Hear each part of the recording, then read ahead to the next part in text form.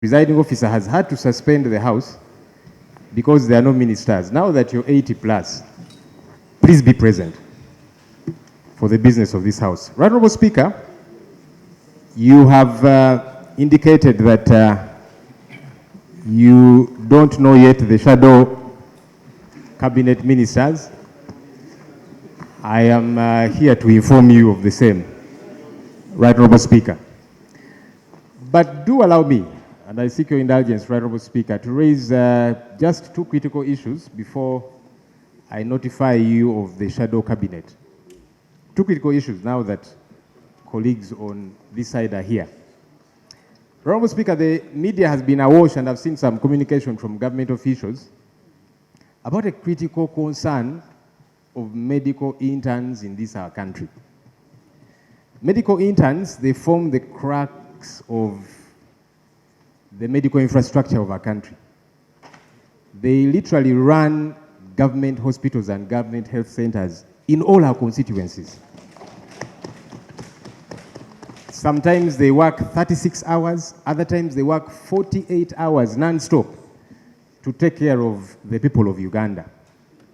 Government has historically facilitated them to do this work. They have finished the training, and then they do the 1-year internship of work. But we understand government is now mooting a policy to cease facilitating medical interns, to cease paying them for the work, the laborious work that they do. That's a bother, Right, Honorable Speaker. It's a bother because we are going to have a challenge. These medical interns are professionals like anybody else. If they don't have money even for accommodation, if they don't have money for feeding, how shall we expect them to show up, even without transport, to take care of us, including us in this place and our constituents out there? Honorable Speaker, I would like to urge and entreat government to with immediacy drop this problematic policy.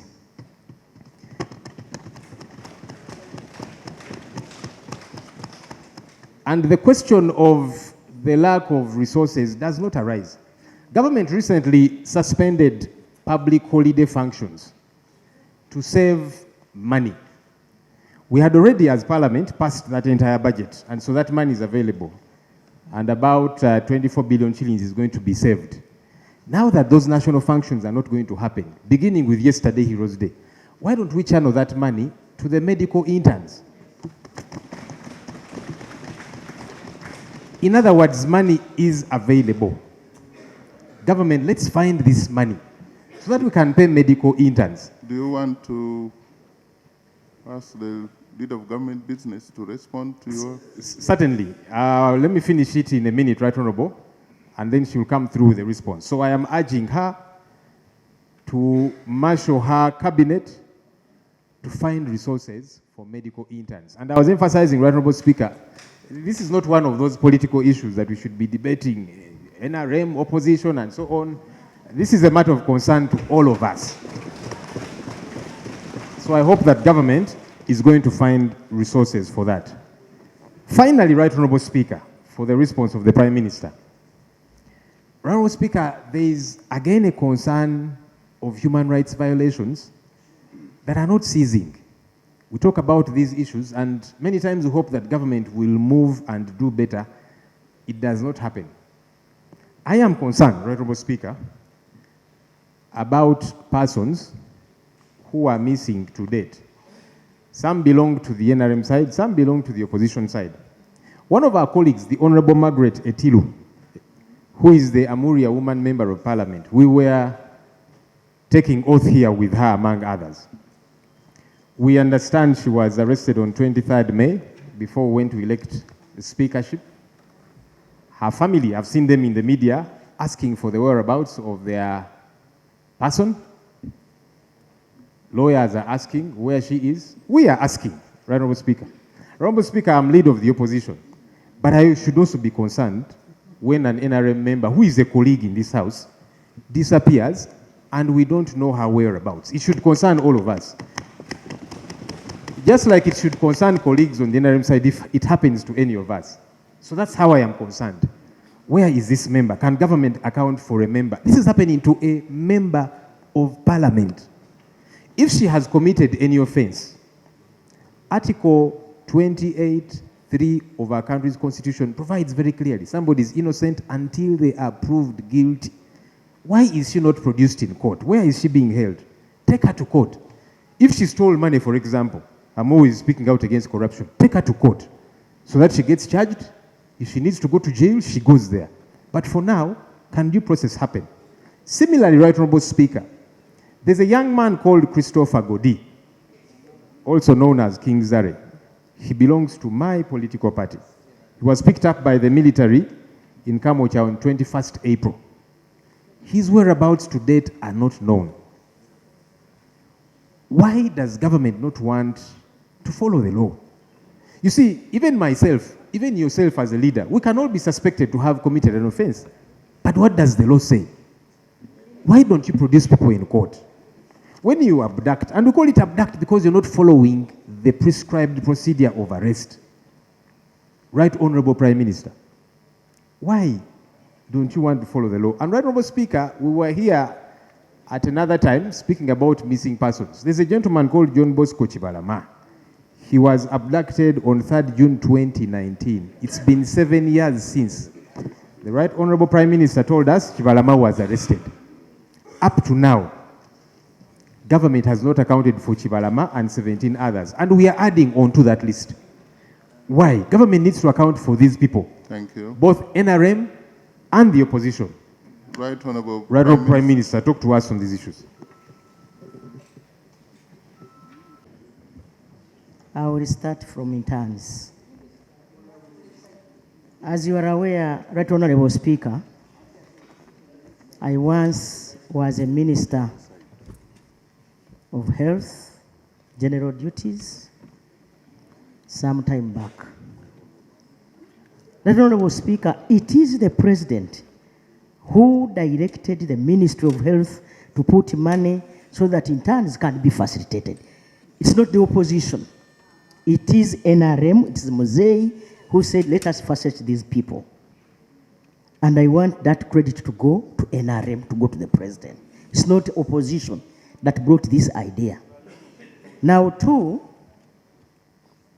our young people, the medical interns, as you are aware, the number has been growing over time because of a number of universities that came in place.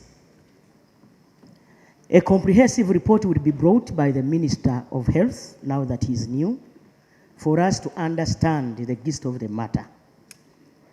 I don't want to give you half-baked information. Right Honorable Speaker, I beg that the Minister of Health can come with a comprehensive report. As you are aware, the Minister of Health is new. He was just sworn in the other day, and I want to congratulate him, Honorable Dr. Cruz. As for our sister, the woman member of Parliament, Amuria, I was sharing with the Vice President some time back, and even today. And the Vice President has concrete information about this, but briefly she has told me the family has been informed and they know where our sister is, and very soon she will join us here in Parliament.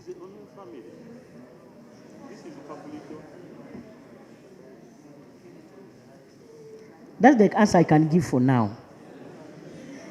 A detailed, honorable members, a detailed report will be brought by the Minister of Internal Affairs. As for other missing persons, in 2021, while we are here, in a place called Kavule, there is our chairman called Chibalama, and that's the man I meant.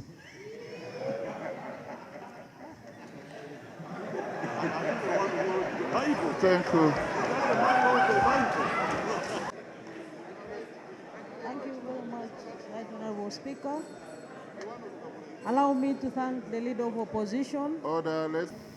to return to the drawing board, discuss the issue, and at an appropriate time, the Minister of Health comes here with a clear statement.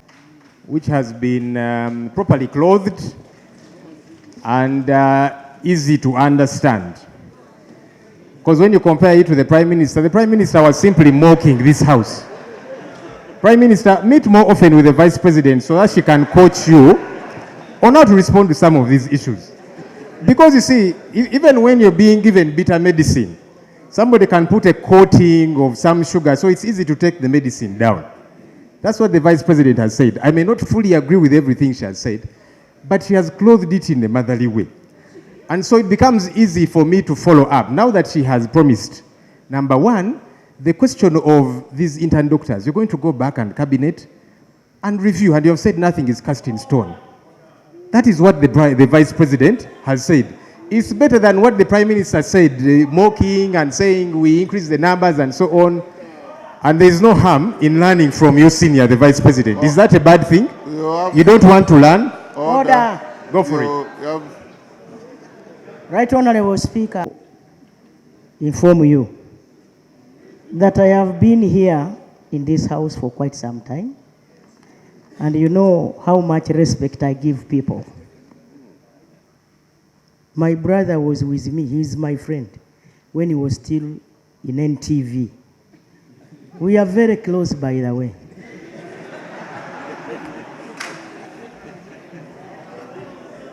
And in my submission, I was very clear. I even told you that I consulted the Vice President. The Vice President is more close to me than you. And so, is he in order to insinuate that I don't consult the Vice President? Is he in order?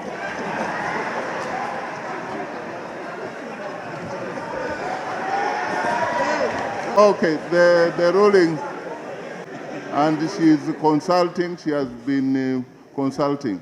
But also you need to know that the two offices are different. You should not expect the Prime Minister to speak like the Vice President.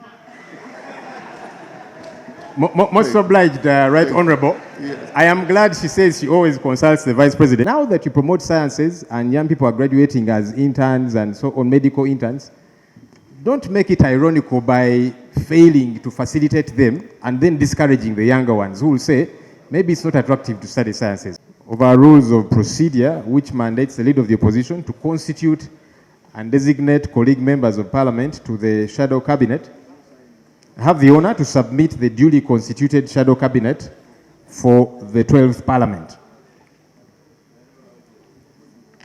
The Honorable Harriet Nakwede, Kayunga District Woman Representative.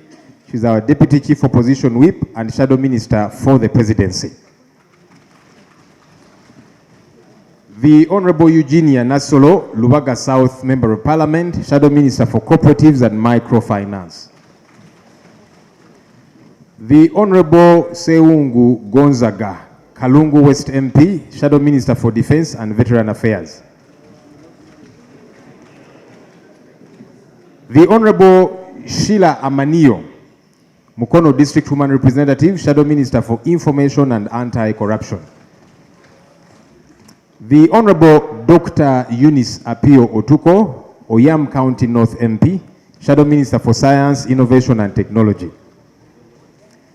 The Honorable Kasule Ismail, Hoima West Division MP, Shadow Minister for Trade and Industry.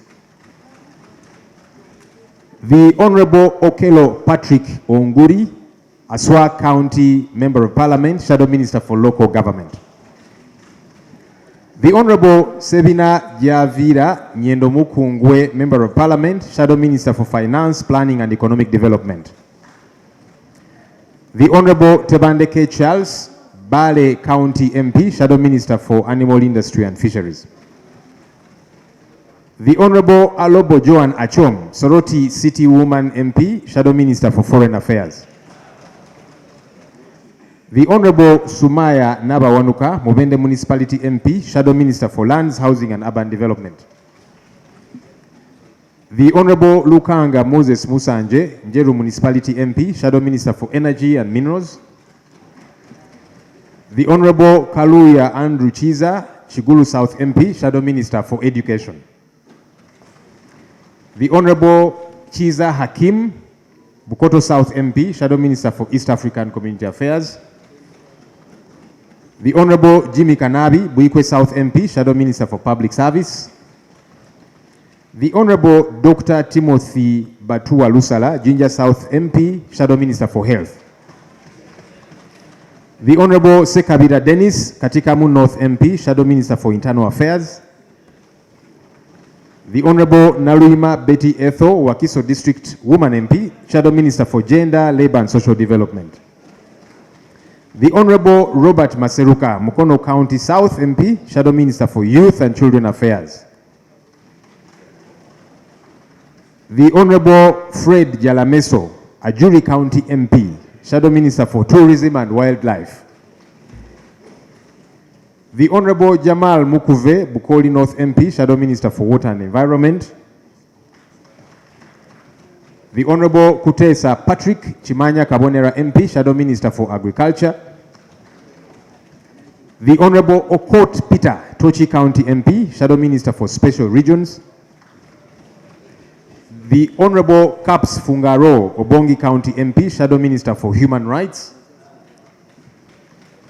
The Honorable Abdallah Chiwanuka, Mukono County North MP, Shadow Minister for Justice and Constitutional Affairs. The Honorable Zahara Luidika, Makindye West MP, Kampala Capital City Authority Shadow Minister. The Honorable Asinansi Nyakato, Hoima City Woman MP, Shadow Minister for Works and Transport. The Honorable Zambali Bulasio Mukasa, Nansana Municipality MP, Shadow Minister for Sports. The Honorable Hussein Muyonjo, some of you know him as Swengere, Jinja North Division MP, Shadow Minister for Culture and Performing Arts. And last but certainly not least, the Honorable Luyimba Zinalukola Elias, Kawempe North MP, Shadow Attorney General. Right, Honorable? Is human rights? The Honorable Caps Fungaro. Whom is he shadowing this side? He is shadowing issues to do with human rights. Honorable Speaker, the provision of the law is for us to have workable dockets that will hold government accountable.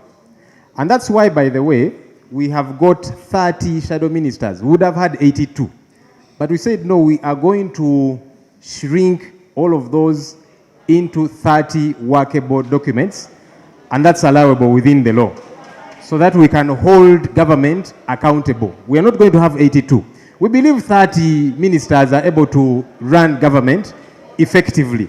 So we have shrunk all the 80 plus ministries into 30, and we are going to effectively hold government accountable. My appeal, Right Honorable Speaker, to colleagues on this side as I end. Look, I think what is, can we have some order of somebody existing? So, somebody else said that when you said that you only want to reduce it to 30, actually I had one person there saying off record that you actually don't have the number to come to the 81 or so. But, which is... Right, Honorable, that's not true, and you know it because your members on this side are more than 100, as you know, because we are your members too. The member is now informed that you are doing rationalization. But you should not shadow what is not, don't split when you can actually merge. But you see, it's you, the appointing authority. Minister will be corresponding to a cabinet minister. That's why we have the one of human rights as well. Because, you see, even according to reports of Uganda Human Rights Commission, the biggest perpetrator of human rights abuses is government and government institutions. I hope you read those reports. So we are saying we want to hold you accountable as government in that regard. Procedure. But you came and sat on our side. Why are you putting our side on procedure? That's why he's raising procedure matter now. Procedure. I thank you so much. Guided on the matter of having a shadow minister for justice. You properly guided the leader of our opposition.